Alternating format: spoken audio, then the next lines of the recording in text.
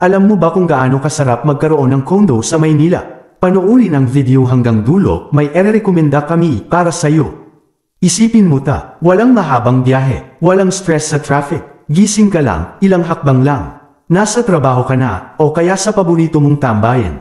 Ang sarap ng buhay condo. May mga iba't ibang amenities, may security system sa mismong building mo. At syempre, huwag nating kalimutan ang napagandang tanawin ng City of Metro Manila.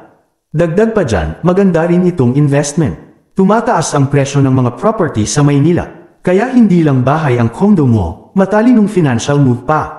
At syempre, bonus na rin ang komunidad sa condo. Makakakilala ka ng mga kapwa mo yung professional, makakapaghanap ng bagong kaibigan, at mapalawak ang network mo. Kaya ano pang hinihintay mo? Simulan mo nang mabuhay ang pangarap mo, fair na sa tahanan ng Maynila.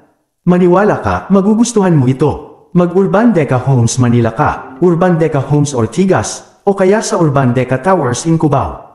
Mayroong maraming magagandang dahilan kung bakit maganda ang pagkakaroon ng sariling kondo sa Manila. Narito ang ilan sa mga benepisyo at rason kung bakit ito magiging isang matalinong desisyon. Isa, investment opportunity. Ang pag-aari ng kondo sa Manila ay isang matalinong pag-iimpok.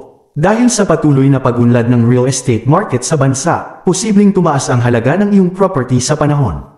Dalawa, lifestyle at community. Ang mga condo developments ay may mga amenities tulad ng swimming pools, gyms, at iba pang pasilidad na nagbibigay ng kaginhawaan at luho sa pamumuhay. Daan ito upang lumikha ng komunidad sa mga residente na nagbibigay ng pagkakaisa at samahan. Tatlo, convenience at accessibility. Ang mga kondo sa Manila ay karaniwang matatagpuan malapit sa mga pangunahing lugar tulad ng mga business districts, malls, at iba pang mahahalagang establishmento na nagbibigay ng kaginhawaan sa pang-araw-araw na pamumuhay.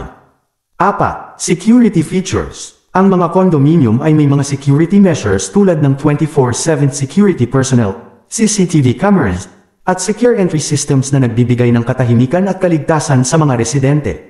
5. Property value appreciation. Dahil sa patuloy na pag-unlad ng infrastructure sa Manila, posibleng tumaas ang halaga ng property sa mga susunod na taon, na nagpapataas sa potensyal na kita mula sa property appreciation. 6. Potential for rental income. Ang pag-aari ng kondo ay maaaring magdulot ng pagkakataon para sa kita mula sa pagpapaupo ng unit, lalo na sa isang lugar tulad ng Manila na may mataas na demand para sa pabahay. Sa kabuuan, ang pagkakaroon ng sariling kondo sa Manila ay hindi lamang nagbibigay ng kaginhawaan sa pamumuhay kundi maaari ring maging isang matalinong pag-iimpok para sa hinaharap. Ang bawat benepisyo at rason na ito ay nagtuturo kung bakit isa itong magandang desisyon para sa maraming tao. Source: through artificial intelligence.